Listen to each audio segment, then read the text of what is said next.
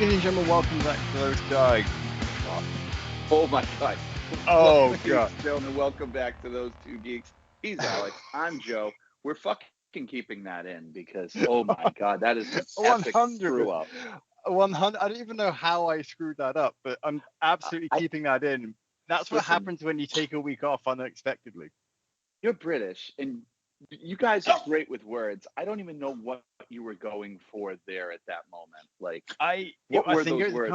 I Those think it was a two. combination of welcome back to those two geeks. It's been a while, but hey, we're here, and somehow it just crunched into one. But Oh, I think what's that's going to be emblematic of what we're doing today, anyway. absolutely. Yeah, this is It's going to be a little bit of a crash course, very it, short pit stop, if you will. I was going to say, I feel like most of our shows are like that anyway, but Yeah, but they're not today pit we're in. stops. No, but today we're intending for it to be like that. So. Correct. Yeah. So, yeah, what is good? What is going on? I mean, we, All we right, keep in touch all the time, but we do. I'm sure So stuff's going on. you have been telling me. I still haven't finished the movie yet, but you've been telling me to watch the Oh, Marvels Jesus, for terrible. so long, and Yes, you've I been telling have. me how bad it is. I was like, it can't be Yep. that bad, but it probably isn't great. So I put it on. And bearing in mind, I'm only about halfway through it, or I've got like an hour left, I think is a better way to say it. Yep. It's not terrible. Okay. I think there's a lot of reliance on Secret Wars, which I haven't Right. seen, Right. and the Ms. Marvel show, which I have seen and loved. You mean Secret Invasion? Yeah, Secret Invasion. I said Secret Wars. Yes, you're correct. We're leaving that in too. Okay. Okay. Yeah. No. No. No. All screw ups Uh, stay in. yeah, so it talks a lot about, or it builds from Secret Invasion. You've got why can't I think? Oh, Ms. Marvel, obviously in it, that show, and I think there's a Right. touch of WandaVision in there as well, just for Yeah. Monica Rambeau. Hmm. I don't remember when Carol Danvers went and destroyed the Kree homeworld. I assume it was in Captain Marvel at some point. But I think oh, this is something that happens off camera, like in oh between okay. films. Yeah. That yeah, and that would make sense. Yeah. So So like a I time didn't jump, remember and it. she just that's where she is. Because you got to remember it. What is it?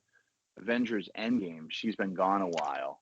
So Mm, she's been off doing true. her own shit and then she comes back. So And like my guess is that. what I find fantastic about this is that Captain Marvel was set in the 90s. We are Correct. 30 years past that now at this point. I Right. think the MCU timeline is closer to 2030 than it is 2025. Yeah, right. And Carol Danvers has not aged. Hasn't aged a day. It Right. I never thought of that. I'm my head canon is that it's because she has the Kree powers and it's kind of keeping Right. her at that age. Yeah, it's like I Steve Rogers with the super soldier serum. Yeah, like I recognize that it's that's what it's doing. It's not like a Right. healing factor, it's just keeping her at that age because Right. otherwise there's no way to explain why you would have the same No, actress I playing in the didn't even 90s, think of that ever. right? Like unless you're gonna de-age or age up one or the other, even if you made her, because even I think even in the first movie she was closer to 30 than she was Yeah, 20, she was just because of the 100% closer to 30. right, Yeah. just the nature of how she or the training and everything that she would have gone through. Right. Yeah. So for then at that point, for her to get to words are hard. For her to Yeah, get let's get to back to the part where like this is not that bad a movie though. yeah, okay, Let's get yeah. back So to that let's statement. All right. ignoring her age. So Yeah. I've said to you numerous times I love Ms. Marvel. I think that Imran Yeah. Vellani is fantastic as Ms. She's Marvel, great. She is great. There's no and question there. I think the reason I'm enjoying the movie so much, and I say enjoying because I'm still watching it, is Hmm. purely because of the Ms. Marvel character, the characters from Ms. Marvel. So the mother, the father, the brother, Right. absolutely fantastic as they're trying to fight Kree soldiers in their house, like with mops and stuff. I thought that was Right. brilliant. Right. Yeah. So there's a lot of that kind of stuff that I'm really enjoying. The plot is so far I'm like, it's okay. Like I'm not super into it. The fact that I No, I paused told you it a couple of it's a days, it's very poorly constructed film. It's like yeah, it just like meanders, and then it's like, what is? Listen, I have no problem. I have a lot of Indian friends. why the fuck they land on like a Bollywood planet? Like, what is the deal with the dance number in the middle of the movie? Like, what happened? I haven't got to that Oh, you haven't got there yet. Oh No. shit, I'm so sorry. No, that's Dude, okay. There's a part in the movie you're just gonna be like, what the fuck? Why did that even? Where? Oh, And yeah. there's no established villain really. Like, you had You've got the what's his name, accuser, Ronan whoever the the Accuser, who was fantastic. yeah, and And then now you you've have got this watered down whoever. version. Yeah, like I know she's another accuser. Oh, it's No terrible. idea who she is, but like I'm largely indifferent to her. So yeah, so far it's not the worst of the Marvel movies. Yeah. And I think if it wasn't for Ms. Marvel and those characters in there, I would probably have Yeah. it lower on my list than it currently is. But Oh, I think it's personally, it's just a throwaway. It's like, will I say it's as bad as Eternals? No, because I've actually made it through 3/4 of this movie. But is it good? Absolutely not. I'm so glad I didn't see this in theater. And like I said, when you get to like the third act, you're gonna be like, all right. Like the whole thing for me is doesn't feel like an Avengers Captain Marvel-esque threat level. It's very strange movie, the way it's constructed. And it's it's just almost more like it's a Disney Plus show. yeah, it's built Yeah. more from the Ms. Marvel what I've seen so far than it does the other one. So yeah, more. I'm sure there'll be more to come on that. And I think what we'll probably do is rather than finishing a half-hearted review or a chat Right. about No. this, we'll finally do our ranking of all of the MCU movies. Yeah. So like I gotta ask you, moving on from the Marvels, did you watch the interview I sent you with MJF? With your No, I countrymen? didn't. No, I Oh did my not. 100% God. forgot. He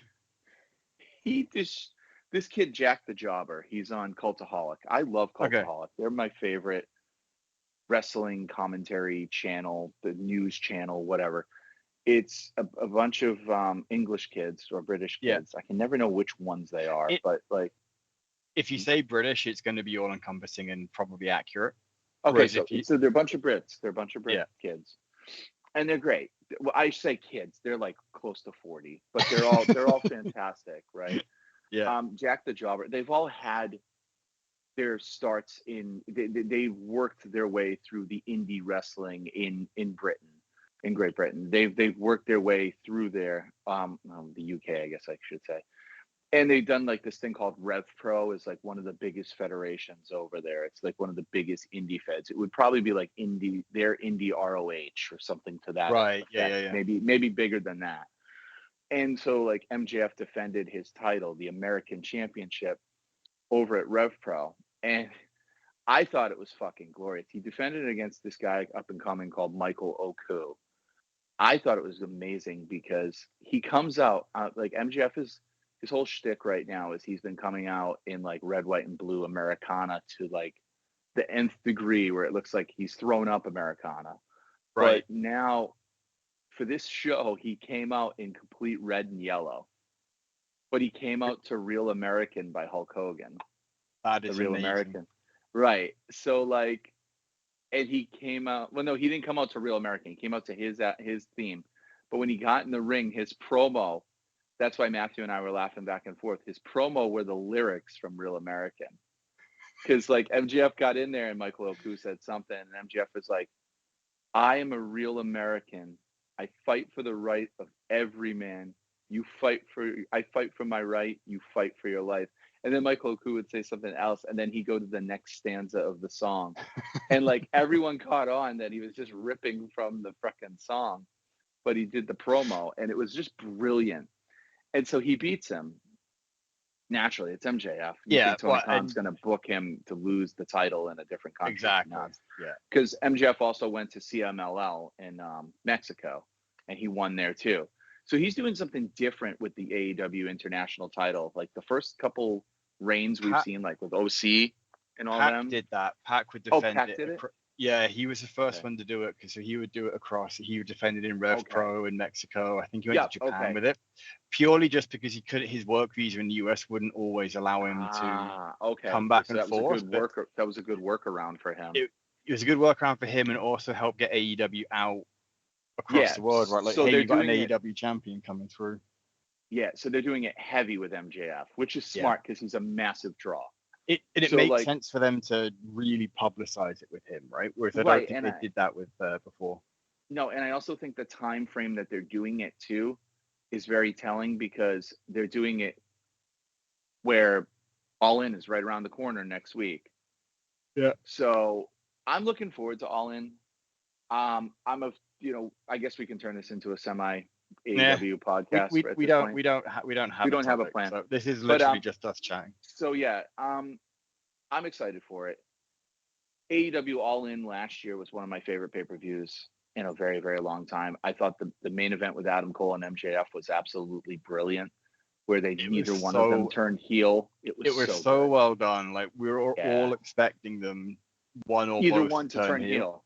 And the fact that they didn't, I think, is, like you said, it's brilliant. The fact that they were able to, restrain from letting either of those guys go bad was just wonderful. But then they ruined the story with Adam Cole being the devil down the line and all that shit. So it was just I think Adam Cole is always going to be the devil. I think so. I think he, the issue he had is that he got really injured. Yeah, he did. And he's still injured. They just weren't able to recoup from that and pivot as easily. So, I mean, unfortunately, I think he's hit a point in his career where he is. I think he might be semi-done. We're talking well over a year plus now for that injury. I wouldn't be surprised. That's a nasty injury. And it's not like it's his first time, I think, in that particular injury. I think he's done it before, so probably makes it worse. It's re-aggravated it or whatnot. Yeah, but I can't believe it was just from something as simple as jumping off the ring. Oh, my God. It was the apron. It was like the ramp at no, it wasn't even the apron. It was a ramp. It was a ramp they had for Grand Slam. Just this ramp. And it was like maybe 3.5, 4 feet off. It was just kind of like, are you kidding me? Yeah, but anyways. It was shitty. It was just the jump off, and I think his ankle turned in the air, right? It's. And I love Adam Cole. I really, truly do. I love Adam Cole. I'm in the mindset of do not bring him back at all unless he is ready to go 100. Mm-hmm. Don't bring him back. I don't want him. I hated what he did with the Kingdom, sitting down in the chair telling stories and all that shit. That is a waste of Adam Cole. Like, unless you can bring us Adam Cole, don't bring him back. But beating off the sidetrack as we were, MJF did this interview, and oh my God, I want to get your response on it because I didn't get 90% of the references because I'm not from there.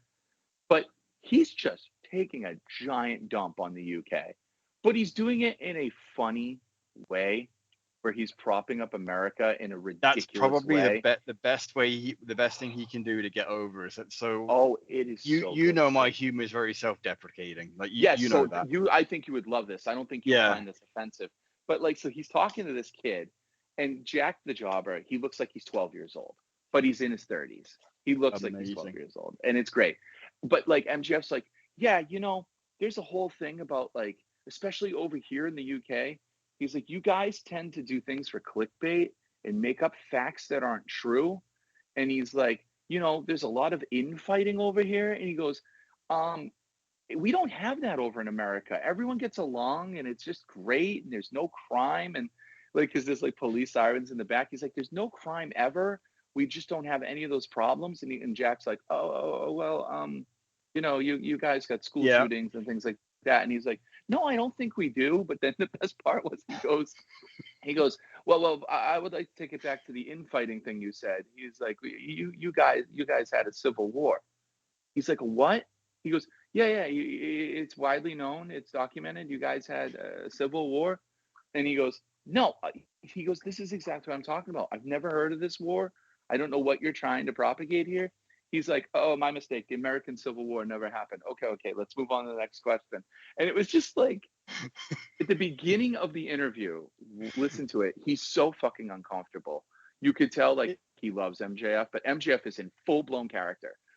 And for anyone who says that this guy, Maxwell Jacob Friedman, is who he is in AEW, I asked them to watch this interview because he's so Donald Trump-esque in this interview that it's impossible that this is who this guy is behind cameras. There's no way. I 100% believe that he is just committed to the gimmick fully and completely. He's like so committed. And he like one point he goes, how come? Because Jack has like little facial hair. He has a Van Dyke. He goes, why doesn't your goatee connect? And he goes, oh, it's a Van Dyke. He's like, I'm sorry, what is that? And he's like, I can't grow facial hair. You know, it doesn't connect. It's like, it's either here or there. It's very patchy. He goes, is that because your parents are inbred? And he goes, what? No. And he goes, are you sure? He's like, does your mother look similar to your dad? And he's like, no, not at all. And he goes, have you seen their back? Like, he just keeps on probing. And like, if you don't have the humor that you and I have, this interview comes off very, like, this interview was so bold that it comes off so horribly offensive. There's no way that Cultaholic would not have been involved in the planning of that as well, right? They love MJF. They've known him forever. So like the fact that like he's in the American character now, this American champion character, he is more now like worse MJF than he's ever been as far as the insults go. Like he's so over the top. Yeah. And he's like, when did you decide to, you know, go back to being a heel? He's like, I'm not a heel. I'm an American hero. And like, it's just great, the delusional aspect of it. So yeah, I thought it was fucking hilarious. I highly suggest. It's a wonderful way to spend 42 minutes. But I do think, and I'll be shocked, that he doesn't drop it back to Will Ospreay in the UK. I think he is. I mean, in All In, yeah, he is dropping it to Will Ospreay in London. I think he is, and I think that's because they want to give Ospreay the rub, the title. I mean, Ospreay doesn't need it, but I'm sure he would love to. I think he needs the big moment. I think he needs that massive. He won against Jericho last year, yes, but that was in light of like all the tragedy that's happened to Ospreay and his family in the past couple months, I think him winning the international title was very curious decision going into All In. I think he should have won it there. But I also think it was kind of done to throw them off the track. I think everyone expected that to go to a count-out draw and MJF get the rematch at All In, where maybe you saw him beat Ospreay. I think this is doing it better. I think you put Ospreay on the defensive, and it will be a bigger victory. You have the underdog story right now. Yeah. Brits love the underdog story or the comeback story. So you've got Ospreay filling that role. I also think he won the international title to definitively throw off that he's not going to go after Swerve. Yeah, I think so too. But, you know, and I also give him a lot of credit that he put Swerve over. I could not believe that. Oh, I know. Like, I mean, and that's the thing. Like, he's a guy for the business, right? Like, more than anything, he's there to tell good stories and really that's what, like, give a good performance. And it's so easy to forget that wrestling is well, they're human beings. It's a team-based thing. It's a television. Right? You know. Hey, so here's a rumor that I heard, and I wanted to get your thoughts on it. It kind of pairs into what we were just talking about. Okay. When I was at the shop the other day, one of the guys there said, "What would you do if they put pro wrestling in the Olympics?" And at first, I was like, pro wrestling. Like you'd have the amateur wrestling, like the actual competition, and then you'd have pro wrestling. And I was like, yeah, but how is that? I couldn't do it. It's not. So, and then I love pro wrestling so much, but that would be a bad move. No, so then we were spitballing it, and we were saying that the only way you would be able to do it was to have points. No, so you have a team of people. So say you have Will Ospreay, Drew McIntyre is on like the Team UK or Team GB, or whatever. Right. Okay. Right. So then they would have the match. And you do one match and then you get points based on the match. So the referee, you know, how does the referee do it? So that's how you do it. Like you do it as a story being told, not unlike rhythmic gymnastics, which is choreographed performance. Yeah, sure. Break dancing, that kind of thing. So, or synchronized, or not synchronized swimming, whatever it is now, artistic swimming or whatever. That kind of thing. Because realistically, in many ways, pro wrestling is as much performance art as is anything else. So if you could, it is 100% performance right? art. So if you could find a way to tell the story in the Olympics, like, and have, can you have Will Ospreay versus Drew McIntyre, and have it as a believable story that anyone watching who have no idea as to either one of these are would make it work? Would you then pick, so like Roman Reigns and Cody Rhodes? Would you pick someone else? Yeah. I thought, the more I thought about it, that's very intriguing. It's interesting, and I think the wrestling fans would get a lot more out of it, because that would be the true Forbidden Door. Because then you could have I think anyone versus anyone would be against it more than I think you're going to get a very, very polarized opinion through the talent. Yeah, because there's the people who take it like MJF kayfabe. He'd have to break kayfabe, to basically acknowledge that this is a competition in the Olympics. Then you've got the people who would probably be willing to do it, like fucking Ricochet would probably be like, yeah, sign me up for it all day. Yeah, that'd be fun. Smoke it. You know what I mean? Yep. Right.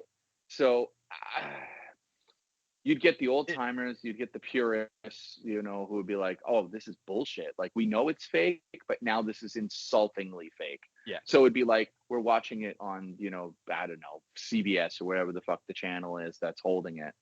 But then we are going to go watch Monday Night Raw in a couple weeks and try to desensitize ourselves that this never happened.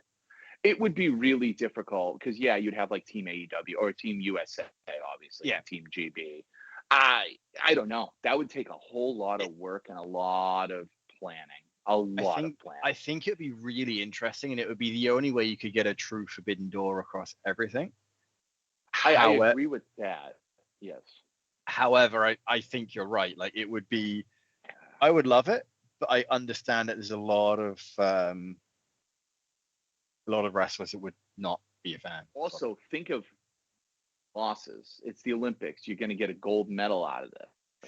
So here's the thing. You're going to choreograph people to not get a gold medal? No. So what my thought would be is, like, so if you have Kenny Omega and Ethan Page from Canada, the gold medal would go to both of them for the choreographed performance and everything. So if they get points based on the performance, so you'd have to have a point system. That's the only way. 100%. There'd be there couldn't be a pinfall. No, well, I mean, you could easily do it as a pinfall. Like, no, it's no different than Dave Meltzer giving a 5-star rating to. Okay, right, yeah, you know what I mean? Like, it's like you give the match as a whole the rating, as opposed to. Oh, okay. I was gonna say, because my point is. Yeah, that's what I was thinking too. Initially, like, how do you decide who gets the, like, you guys are gonna get the gold medal. You guys did great, but you guys are gonna get the gold medal. Yeah. Do they get the gold medal as all four of them? Yeah, or they would have. Okay. I was gonna say. It's like you would have to do it all four. So even if you have, like, do you bring your own announcers, or do you have a set? Do something creative. Yeah, like you have to have split the own announcers, right? Do you know what I'm saying? Like, exactly. You couldn't do it where, like, listen, we all know that, the WWE title and all that, it's a trophy. It's basically you've been with the company. It's a gold watch. Like, hey, we trust you. Keep going. You can't do that with an Olympic gold medal. Those are taken that's my issue. The Olympic gold medal is very prestigious. Mm-hmm. If we start giving it to things like pro wrestling, which I adore, why don't we start giving it to comic book artists who draw better than other people? So do you know what I mean? So here's the thing. Apparently there was pottery in the Olympics at one point. Jesus Christ. Like, so it's why? Right? That's just it. It's not without precedence that things come and go from the Olympics all the time. Like, it would be interesting, but it also could hurt the business too. And that's the thing. Like, I think that you would either come down to a great advertisement to get people watching again. Sure. But then you'd have, like, well, why isn't these two guys that I saw together in the Olympics, when are they going to fight again? Well, they're a different company, so they're not going to. I could see Tony Khan going for this. I think WWE would be very apprehensive. I think they'd be. I agree. I think but the thing is that you could still do it without WWE. You could absolutely, which would then be that much more interesting. It's like, well, hey, do you get people from different promotions? Like, hey, I want to do this. I've been tapped by the Olympic Committee for the States. Right. No, I If get you don't it. let me go, I want to release. So I don't know. So is this an actual rumor? I don't know. I wasn't really listening to the conversation at the beginning, so I don't know if it's a rumor, if it's someone. I would be curious about it, but we could also just be not making stuff up because we were just curious about the conversation. We don't make stuff up on this show. No, we get things wrong. We get things wrong, but we take facts that exist and we distort them beyond belief. That's what we do. We don't make lies. When we get things wrong, it's entirely accidental. It's not a deliberate perpetuation of a rumor. Exactly. Like, I don't know if this is a real thing. Yeah, I don't. I just thought it'd be interesting to get your thoughts on it. I'll tell you right now, it's super interesting. I personally don't think I'd be for it just because of how much I love wrestling and how much wrestling means to me as far as professional wrestling. I have followed it since I was a little kid, and I follow the ins and the outs, the behind the scenes, the up and comings, like all the aspects in between. It to me, it is like my sport as much as football is.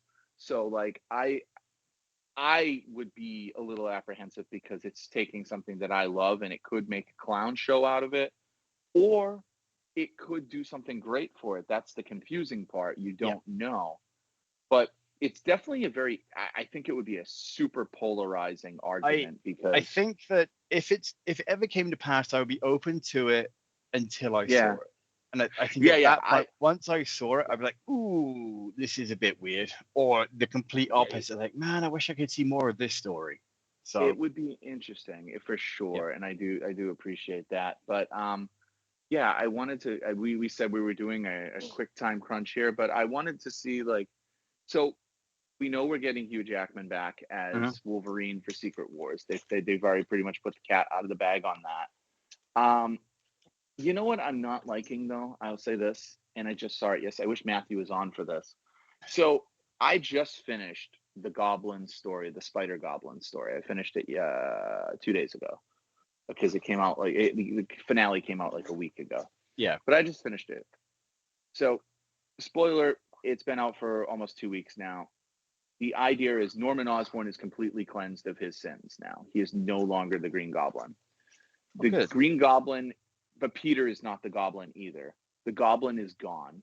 What happened was this whole thing came over Zeb Wells' Kraven the Hunter's Spear of Destiny or whatever the hell it is. Trapped Norman Osborn's sins.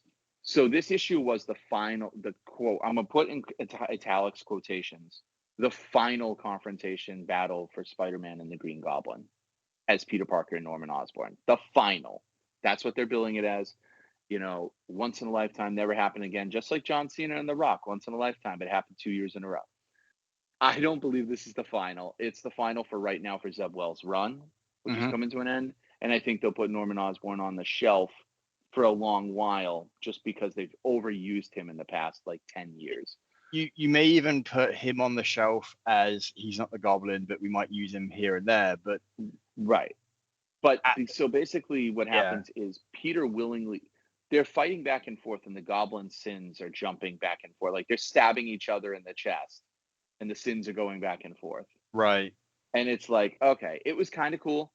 But then all of a sudden, Peter concluded that the only way to do it is to take the sins into him like he took Venom. So he takes the sins in willingly, gives the Goblin, persona and sins at home. I mean, and he overrides them basically with his goodness, with the fact that Peter Parker is the best of us, but he's a flawed human being, which means he screws up, he's selfish, he's more than everything that we are, but he learns from it every single time. And Norman never learns. So that's the difference between Peter and Norman. He learns. And Norman realizes that Peter's better than him. And the Goblin's like, weren't you always basically jealous of Peter Parker because he was a better scientist than you at the end of the day? And Peter whips up something in the middle of the issue, and Norman's like, you did that? And he's like, yeah. And he's like, oh my God, you are a better scientist than me. This guy's world renowned. Like he's like Reed Richards level. And he realizes that Peter is holding back with everything. He's holding back on Spider-Man. He's holding back on his scientists, his scientific discoveries and like his talents. When Peter decides to just let go, they realize that Peter's the best of us. So Peter defeats the Goblin, and the Goblin sins are finally gone. And it ends with Norman and Peter talking, and he's like, "You're free, Norman. It's over." Norman's like, "Well, that was amazing." He's like, "You still want your job." He's like, "It's yours." He's like, "Let's work together. Let's still be," because Norman's purely good at this point. Yeah. And Peter goes, "I already have a job. I already had one job to do, and I did it." And he's like, "I appreciate it." And then Norman's like, "Well, I would really love if we could call ourselves friends." And Peter's like, "Stranger things have happened, maybe down the road, but not right now." And I think that's the right choice, because a lot of the backlash on this issue is, this is still the guy who threw Gwen Stacy off a bridge. This is still the guy who railed Ben Reilly with a spear through the heart. This is still the guy who's murdered countless people over the years. Just because there was a goblin, insanity doesn't just abolish him from all the horrible doings he's done. You know what I mean? You can't wipe away 40, 50, 60 years of Spider-Man continuity just because the Goblin wants to be good. And I thought that was the right thing. And it's also, somebody came up with a good idea. They said, wait a minute, he was insane before he had the Goblin syndrome, because like he killed Mendel Stromm, his business partner, before he became the Green Goblin. And it's like, he's always been a bad guy. Now he's turning good because the Sin Eater reversed all the bad polarity in him and basically made him believe he's good. But it's like, okay, just because he's being good, does that erase everything he's done? And the answer is no. So I think they left it in a place where like Norman will help Peter if he ever needs it, but Peter's not going to come knocking. You know what I mean? Like, yeah. And so the Goblin's gone, and I think that's good. But what I don't like is what I just saw the preview for yesterday. I want to get away from these type of stories in Spider-Man, and I don't. This is what the MCU tends to do, and I don't like it. I don't know if you've noticed, but you'll notice coming in, everything's going to be very heavy Doom centric with comic books going forward for the next couple years. What in the fuck are they doing? It's because Doom is going to be the big bad in Avengers, so they're trying to. But we're getting Spider-Doom now. Oh, God. We just got Spider-Goblin. Now we're getting Spider-Man as Doctor Doom. But not as Doctor Doom. He's going to be working with Doctor Doom. And then I'm scratching my head like, why would he work with Doctor Doom? So Spider-Man's got an armor with a cape now. It's a spider armor. They just did the thing in Newsarama yesterday. And it's going to be called The Eight Deaths of Spider-Man is the next series. Like here's my thought with that. Like sometimes I just want a couple of single issue stories or one or two parters just to reset before the next big thing. Exactly. So they did that in this week's Spider-Man issue, which I'm going to tell you is one of the best Spider-Man issues I've read in years.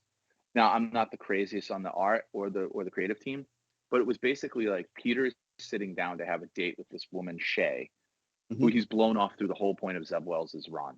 Like every time they sit down to have a date, he's got something to fucking do, and he runs off and leaves this girl in the lurch.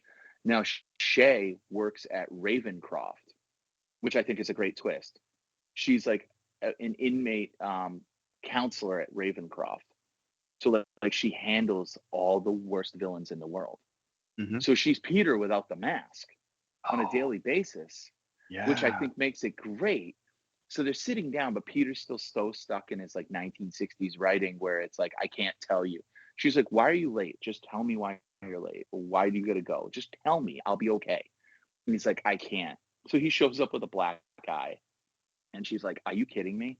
And he's like, I'm so sorry. And she's like, how'd you get the black eye? And he goes, the what? She goes, the black eye. And he's like, I have a black eye. And she's like, you don't notice? You want me to believe you don't notice? He's like, yeah, I have a black eye. And she's like, listen, I'm getting up from this date. This is done. She's like, I've tried it multiple times. I want this, but you clearly don't want whatever this is. And she's like, and I'm not going to be a fool. So she gets up, and then all of a sudden he says, listen, wait, hold on a sec. And he's like, I can't tell you why. No, he's like, I can't tell you why I have the black eye.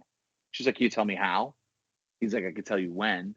And she's like, okay, that's a start. And he tells her, I got a black eye. And then she goes, what are you doing that's putting you in a position to get these black eyes? Are you part of a fight club? You know, like all this shit.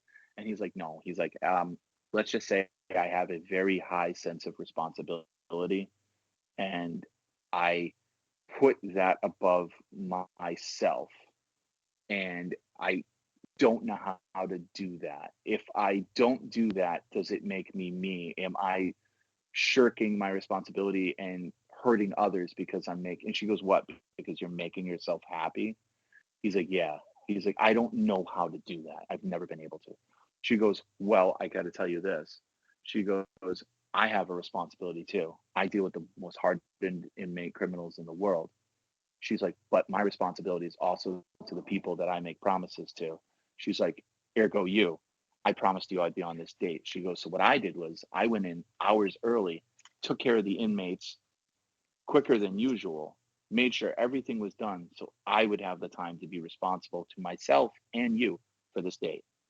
And that automatically all of a sudden shakes Peter up because she makes sense, right? Mm-hmm. She's like, he's like, holy shit, you're right. And she goes, so obviously this is more important to me than you. And he goes, no, it's not. And so as he's talking, he's like, sometimes I gotta do, and then all of a sudden, Rhino and the speedball go flying through the window, and he catches them out of his corner of his eye, and they're like gonna go trash downtown. And he's sitting there like, oh, you gotta be kidding me. And he's in Peter Parker gear, right? Yeah. So he's like, can you excuse me a moment? And she goes, what now? And he's like, yeah, I got something really important I have to handle. Like, I have to handle it, please. She's like, oh, okay. He runs off, and you expect him to go be Spider-Man. He runs off as Peter Parker, and he runs down to Rhino and Speedball. And he's like, hey, you two knock it off. I'm trying to have a date up there, and you're screwing everything up. I don't know. Don't you for like one night just got something better to do than screw up New York downtown? And they both look at each other and they're like laughing. And he goes, seriously, you know how hard it is to get a date in New York these days? And all of a sudden, Speedball looks at Rhino and she goes, he's right. I'm on the apps and it is a grind. And he goes, the apps? She's like, yeah, it's, you know, the thing you go on to try to meet people. He goes, oh, I haven't met people since, you know, Oksana. And she's like, it's really tough out there. And he's like, I'm on tons of apps. I'm listening to this guy. My heart bleeds for him. And like, Peter's like, wait, it does? And he goes, yeah. He's like, I understand. True love, very hard to find. And like, it's just so great. He's just talking to him as Peter Parker. And he's like, so he's like, you guys are not going to do crime right now. They're like, nah, go back to your date. We can go do this another night. He's like, really? They're like, yeah. He's like, all right, great. And he runs off, but he has no shoes. So he forgets his shoes because he's Spider-Man, right? He left his shoes. Yeah. So he fucking goes back in the restaurant with no shoes. Meanwhile, you got Rhino and what's her name? Speedball's like, here's the app. She's like, if I could crop the horn out, we can make a really nice profile. He's like, profile? It's so great. And so he sits back down and he's like, okay, where were we? And she's like, you're back. I thought you were going to be gone. And he's like, no. He's like, this is important. And I decided that this is important. He's like, and guess what? He's like, yeah, I've decided I want to kiss you now. And she's like, okay. So he kisses her and he's like, is that fine? And she's like, yeah.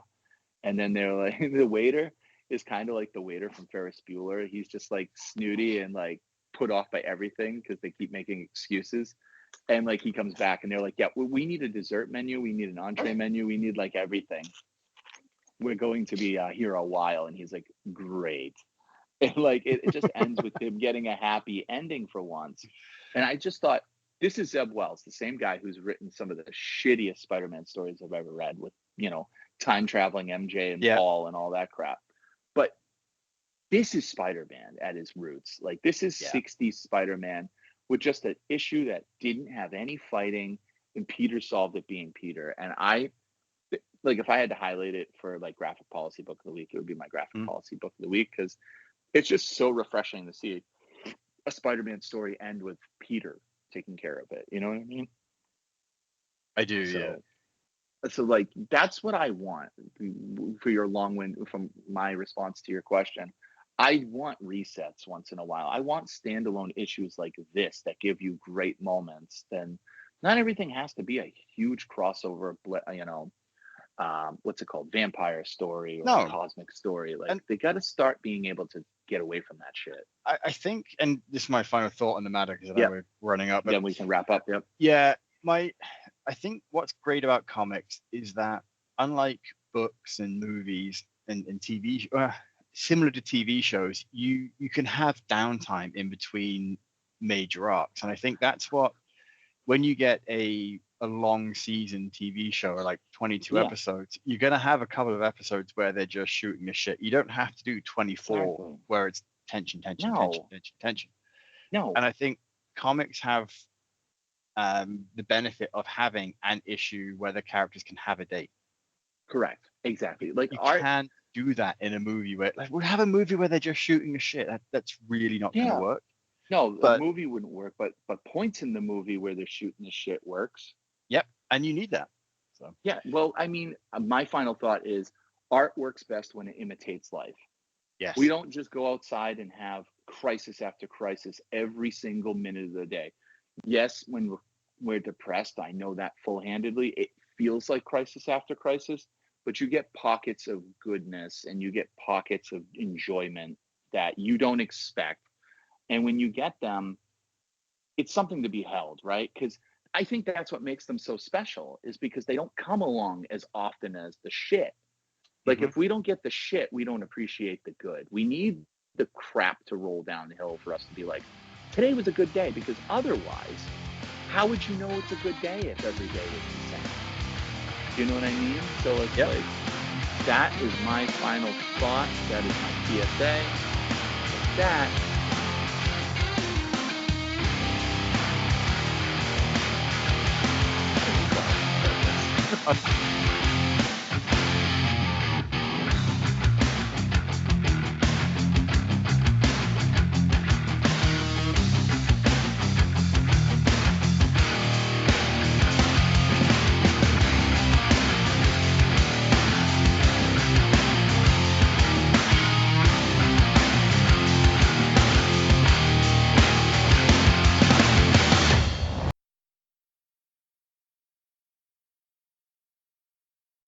Hey, thanks for watching the previous video from Graphic Policy Television. Just by watching, you help support our site. Thank you so much. Now, if you're watching these videos, you probably care about geeky things like movies, television, comic books, toys, games, video games, you name it. You can go and subscribe right now to our YouTube channel to stay in touch and catch all the new videos, or check out our website at graphicpolicy.com. There's a nice link on this end of the video. But as always, thank you for watching. Keep on rocking and keep it geeky.